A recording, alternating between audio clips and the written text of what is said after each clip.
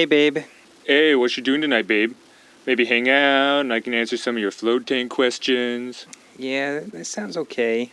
What's wrong, babe? Oh, it's nothing. It's nothing. No, come on. What's up? Well, my last podcast, he'd do a custom song or sometimes a sketch before every question he'd answer. And, Look, I am not Daily Solutions. And frankly, I'm a little tired of being compared to him all the time. Okay, sorry, babe. God. All right, hey everybody. Hello. Hello, this is Ashkahn. And I'm Graham. And today's question, coming at you live. Yeah, Not as live. It's coming at you recorded. Coming to me live. It's coming to me live. Oh, that's true. Yeah, coming at you live, Ashkahn, is I think the 24/7 operating is an interesting way to increase profits. Period. How do you maintain security for staff and property at 3 a.m., for example? Just listing the time off the top of my head here. Yeah, because it's also an issue at 2:59 a.m. Let me tell you. Yeah, that's a hard question. It's not that hard. We have distinct things that we do. We do, but protocols that we've taken. I mean, it's a hard problem. I see. Yeah. Like it's not super easy to make sure everything is always like perfectly smooth at 3 a.m. Yeah, for sure. Depends on where you are. So that's the first thing. I'm assuming you're in some sort of area that has foot traffic. Like if you're just really like out of the way, I don't really think you'd have too much trouble being open at 3 a.m. I mean, you're not like a business that has much that people can steal. You probably don't have a lot of cash on hand. It's not like someone's gonna come in at gunpoint and steal one of your float tanks or something. Like you're not like necessarily a place that I think seems like a great deal to someone who would actually be trying to plan a robbery or something. So you have that working in your advantage. Yep. And and if you're going to look to steal something in the middle of the night, chances are you might break into a shop that's closed over breaking into a shop that's open for business, Like I think that's almost a little scarier. Yeah. From the standpoint of a robber, which I've gotten deep into that psychology, so I understand pretty well, I think. Really, like, I feel like when we're talking about security in the middle of the night and stuff like that, mostly what we're dealing with is people after the bars close, coming around and stuff like that. Like, we even had a lot of issues of actual kind of planned violence or robbery or things like that. It's more just kind of like, how do you deal with the people who are, like, out hitting the streets at 3 a.m, wandering into your float center? And I think the most uncomfortable situations, which have been extremely rare. We've really been, I don't know whether it's lucky or this is just the way the world works where we are, but there really haven't been too many issues as a result of being open 24 hours, right? And I think most of those have just been in our parking lot, not in the shop itself. Yeah. Break-ins just from the cars of staff working the late nights, which I think has happened twice. Yeah, twice, like in the span of 1 month. That was when it happened to the same car. And so things like that, we already kind of put up some precautions, right? Actually getting motion sensor lights for the back there. One of our neighbors has a security camera up there that we can always kind of review the footage for.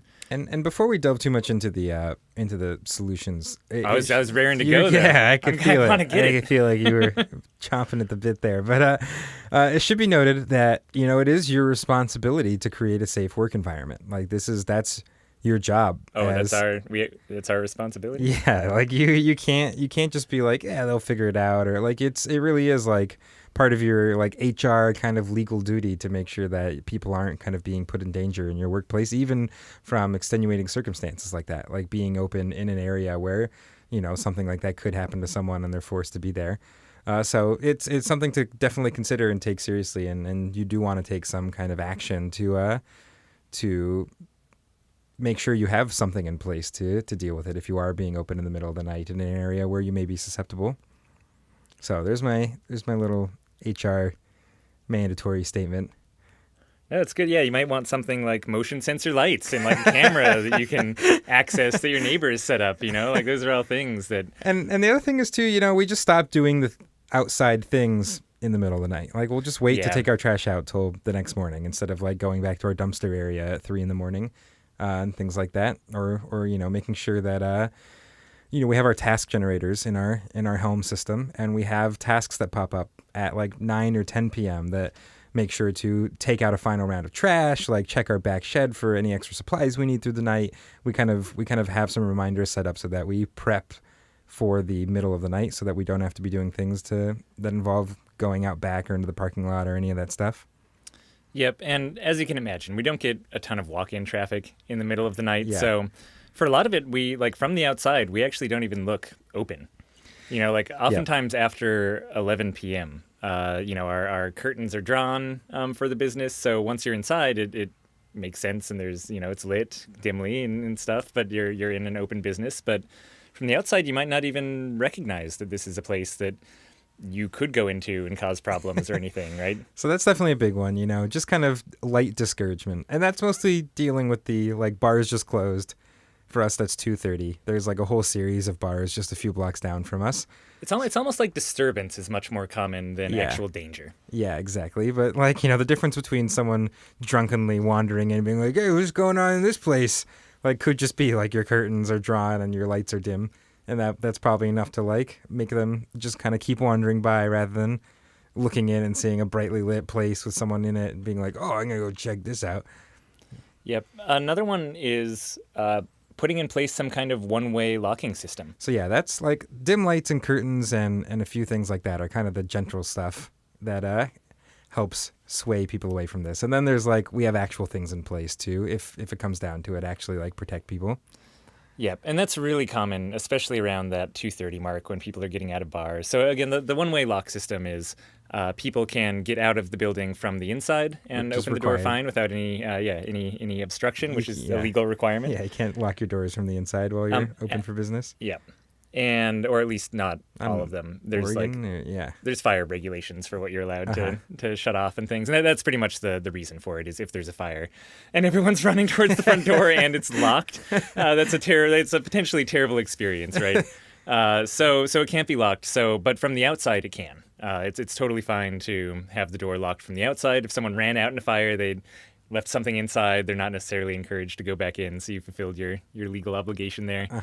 But it does stop the people getting out of bars at 2:30 from actually wandering in, even if they think that it's open, or if they think it's closed and are just trying every single handle along their walk on the way home to see what they can get into, that will prevent them from coming into your store. And we have a little buzzer on the outside that we put there, the equivalent of a doorbell, so that in the middle of the night, if someone does need to get in or has heard we're open 24 hours and just wants to come wander by and peruse our retail selection, they can still do that.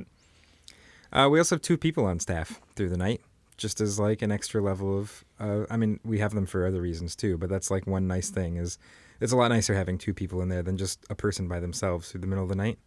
Yeah, for sure. For many reasons involving safety as well, but yeah, certainly dealing with anyone who might be coming by trying to actively cause problems, also very nice. Someone can be talking to them and kind of like, holding them at bay, not physically, but just kind of making sure they're not doing too much or even observing them while someone else is in the back calling the police and different things like that are really nice. Yeah, another thing that we have that at least for us has not been too successful is our street. We're on a commercial business street, and that street has a little like business association. And they hired like a security company to kind of be there to walk the street at night or be kind of that street security. And we have the phone number and we kind of like pay into it as one of the people who can call it. And at least for us, they just hired a horrible company. Like Yeah. we call them, they don't answer. Like if they do answer, it takes them like 45 minutes or an hour to show up. Like we actually, I think, stopped paying for it because we were just like, this is useless. You were like the most incompetent security company we've ever encountered. And then they even like fired the security company and hired a new one. They were like exactly the same, like absolutely terrible at their jobs. So maybe if you are on a street that has something like that, maybe you'll have better luck than us. But that's a potential type of solution that hopefully works. Yeah, definitely. And then, last resort is, if you're in a serious situation, you'll just have to call the police. And there's I guess another side of this too, which is the stuff, and this is applicable not just to late nights, but any time, right? Which is make it so that if you are robbed or if people are stealing things, they're not actually stealing that much of value, right? So we have a little safe in the back where we do cash drops into from our cash till, if it gets over a certain amount. So even if someone does come in and, again, in broad daylight or in the middle of the night, try to rob us, our staff are, of course, instructed to give people whatever they want. It's like, don't try to engage in conflict, but that amount they can actually get out of our cash box is relatively little because we're doing these cash drops into a safe that is going to be very, very hard for someone to grab and run out with in the middle of the night. It's also, like 95%-ish of our transactions are credit card. So we're not necessarily a cash-rich business either. So you could just, if you had someone making daily runs to the bank or something, you probably like never even have that much cash on hand. Yeah. Just enough to like make change for people. And same even for our retail up front. We kind of have supplement pills like on it and things like that we carry.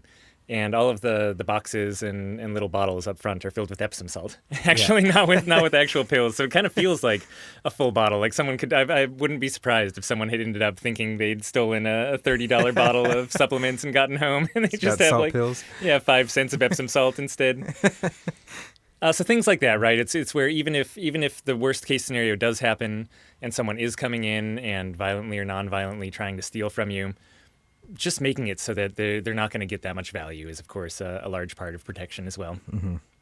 I mean, that said, we've never had anything violent by like knife point or gun point, or No. we've never actually been robbed. No. At all. Certainly no like intentional hazard has ever been like slung at us. Like the only thing we've really had to deal with is people who were, for whatever reason, like drunk or on something, or just you're like kind of like, okay, like you kind of got to get out of here. Yeah, again, much more disturbance than danger. And that's over 6.5 years of running floats overnight. Mm-hmm.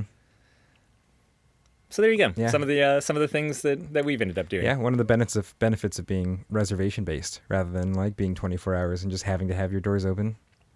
Mm-hmm. Yeah. We'll leave it there. All right. If you guys have other questions you want us to answer, hop over to floattanksolutions.com/podcast.